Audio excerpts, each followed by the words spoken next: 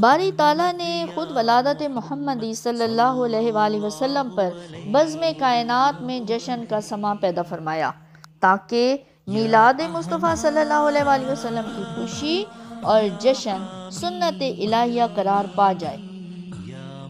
اس کی تفصیلات پہلے بھی بتائی جا چکی ہیں، یہاں صرف چند اشارات سے کام لیا جا رہا ہے۔ پہلا یہ کہ ولادت محمدی صلی اللہ علیہ وآلہ وسلم کے وقت ستاروں کو نیچے اتار کر دنیا میں چراغاں کیا گیا۔ دوسرا، مشرق و مغرب تک پوری زمین بقع نور بنا دی گئی، حتیٰ کہ حضرت آمنہ رضی اللہ تعالی عنہا نے شام کے محلات تک دیکھ لیے۔ تیسرا، آسمان اور جنت کے سب دروازے کھول کے عالم بالا کو خوشبوؤں سے مہکا دیا گیا۔ چوتھا، مشرق و مغرب اور کعبہ کی چھت پر پرچم لہرا دیے گئے۔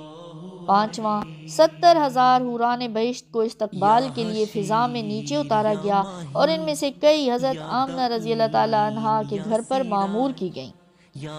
چھٹا، 1000 فرشتوں کو بھی استقبال پر معمور کر دیا گیا۔ ساتواں، جنتی پرندے بھی استقبال کے لیے نیچے اتار دیے گئے۔ آٹھواں، وقت ولادت حضرت آمنہ رضی اللہ تعالی عنہا کو مبارکبادی کا جنتی مشروب پلایا گیا۔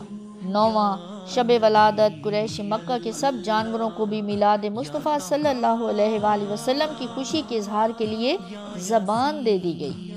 10واں، شب ولادت تمام ملائکہ امر الہی سے نیچے اتر کر ایک دوسرے کو مبارکباد دینے لگے۔